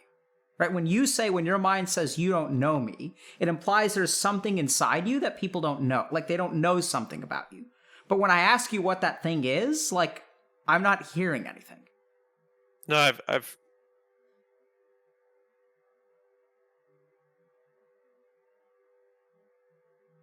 definitely made a lot of progress in when people give me compliments or say nice things about me. That a lot of the time I do genuinely believe it, whereas maybe 5 years ago I would never. Yeah. So I don't feel constantly inadequate. Yeah. Yeah. I hope I didn't give you the impression that I feel that that's how you feel. Oh no, that is how I felt in the past. Yeah. So I'm just saying that it's not that I always have that response of, like, oh, you don't know me, you don't know what's wrong with me. So here's what I've found when people have that kind of response, like, you don't know me, the more you tunnel down and look where that response comes from, the more it dissolves. Because usually that response, like, is a leftover emotion from a traumatic experience earlier in your life. It's like you carry that sense of inadequacy, or like imagine what you were taught to believe about yourself between the 4th and 8th grade. Like the sense of identity. And so, like, what happens is when someone compliments you, is that part of your identity, which was formed back then, kind of like rises to the surface and tries to swat down the compliment. Whereas now, like how old are you, Soren? Ballpark? 25. Okay. So, like, when we look at Soren, like 25-year-old Soren, who's won the North American Championships and is, head coach and all this other good stuff. Like that person has a lot of authentic reasons to feel good about themselves and to feel proud of what they've accomplished and things like that. But inside you, there's also like 8th grade Soren who gets chucked over the wall. And like that echo, the echo of that identity is what rebels against the compliment. And the more you tunnel down and you say, why am I swatting this compliment away? The more you look for it, you're actually not going to find an answer. It's just going to be that feeling. And the more you do that process of looking for why you're swatting down the compliment, the less that feeling, the more that feeling will kind of go down. And then you'll be kind of like, go walk around not feeling, you know, like occasionally like you're weak. Like it emerges at times, right? It's like open up weakness.exe and then it runs for 5 minutes and then it closes down. Okay. Yeah, that's really helpful. Thoughts, questions? Yeah, this was really insightful. Thanks for having me on the stream. Guess what I'm thinking? What? I was like, oh, he's just saying that to be nice. No. Definitely not. I mean, that was part of what what a lot of people hope for when they talk to you. And I'll definitely have to go back and rewatch and think a little bit more about this stuff. You seem to have a very contemplative face, so I had some trouble kind of reading where you are right now. Can you help me understand like where you are right now? Contemplative face? Yeah, you have a thinking face. You seem to be thinking a lot. I think I'm just a thinker. I think not you as are much too. of a feeler. Can you help me understand what was helpful or what was insightful about today?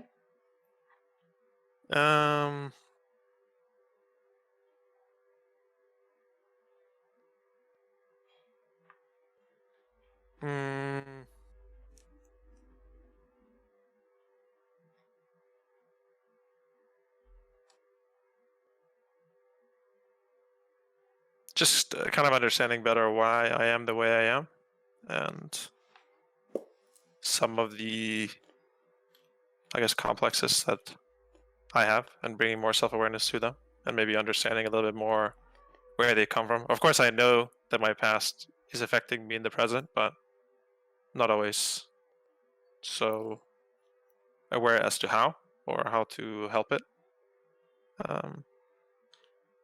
And it definitely gets a little bit blurry, the kind of toxic feelings of inadequacy versus the more, like you said, like the necessity of what I have to do. Sometimes it's hard to tell the difference.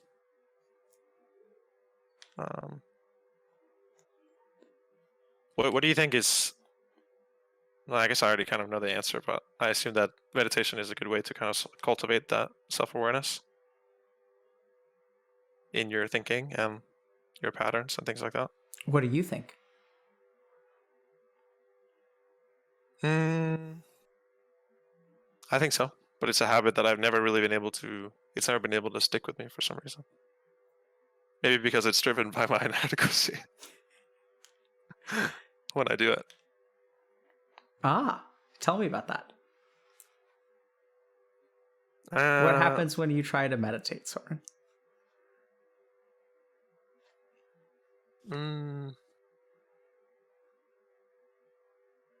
What happens when I try to meditate? It's not like a super uncomfortable experience or anything. I just have a hard time just sitting down and getting it done. I think a lot of the things that I do, there's a very clear motivation to it. But with meditation, I don't really have one. Even though I know it's good for you, but let me think about this for a second. Sure.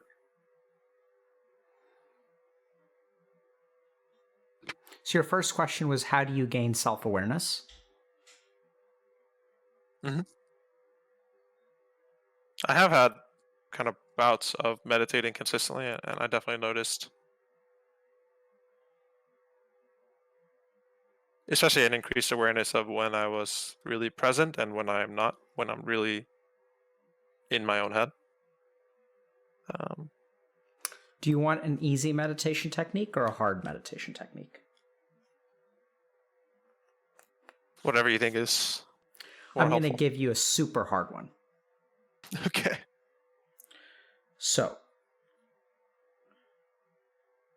we're going to practice quickly. I want you to sit up straight. Mhm. So, I want you to, as you breathe in through your nose, say the word strength in your mind. And as you breathe out, I want you to say the word weakness in your mind. Mhm. Just do one breath.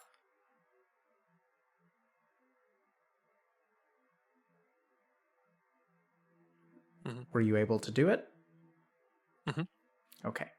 Now comes the hard part. Every time you walk through a doorway, I want you to breathe to yourself and inhale strength and exhale weakness. I think I would feel really silly doing that, but yeah. You don't have to say it, right? So it just has to be an internal thing, like just. And if the strength and weakness feels weird to you, you can even let go of that. Just inhale and exhale every time you walk through a doorway. Okay. How does that feel to you? Is the strength weakness part a little bit cheesy? A little bit. So I'll leave that one up to you. I had a therapist years ago that made me do a lot of kind of affirmations and positive affirmations, and You know that what? stuff never really clicked with me. Perfect. Let's swap it around. We're going to inhale weakness and breathe out strength. How about that? That sounds great. Does that feel more comfortable for you?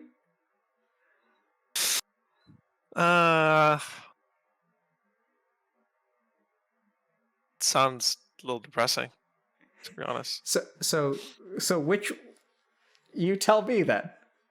No, it's the inhaling strength and exhaling weakness. It's not bad. It was more having to look at myself in the mirror and say these things out loud. I felt it was very cheesy, but No, but you're not looking at anything. We're not. no, not with you. I was Oh, referring back to what my yeah. old I think therapist was, I think asked me to do. positive affirmations are terrible. I think you're not what I would recommend for you. And I encourage you. I know this sounds kind of weird, Soren, but I encourage you to like actually play around with it. So by all means, do weakness and strength or strength and weakness, whichever way you want to do it. You can do both or neither. The key thing is going to be going through the doorway. But if it feels cheesy for you, maybe that can be good. And if it feels depressing, that can be good. And just play around with it, right? Because it's two sides of the same coin. I don't think cheesy's necessarily a bad thing. Okay. So try that. It's going to be really, really hard. Okay? Like this is like a, like a professional level technique. And the reason is because our brain is actually wired to reset our thought process anytime we go through a doorway. It's why, I don't know if you've ever experienced this, but if you walk, like you'll walk into a room and you'll be like, why did I walk into this room? What was I doing? There's actually this weird thing about doorways, but it's like the best way to cultivate self-awareness because it's so hard. Okay. Okay. That's the meditation. All right. Any An last thought? all-day meditation? Yep, you're right. It is an all-day meditation. Would anything less be sufficient for you? I guess not. Right. So the other thing is that sometimes I use this meditation technique to trick people into meditating normally because they try this for a week and they're like, this is terrible. I'm just going to sit down for 5 minutes and meditate normally. Which if you decide to do that, that's totally fine too. But give it a shot. All right, I will do. And any last thoughts or questions before we wrap up for the day? No. Okay. Thanks again for having me. Thanks for coming on, man. I hope it was helpful, and I think you're fantastic. I really do think that your team is very lucky to have you. Thank you. How did you respond internally? No, genuinely thankful. Yeah, I got that. Because you're not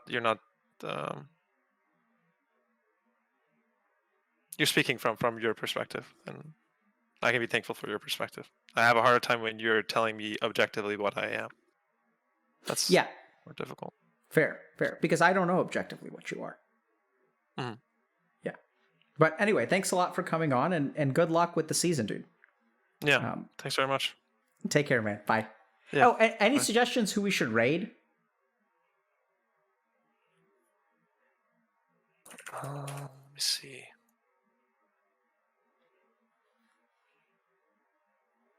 Maybe my friend Myth. Have you ever had him on here?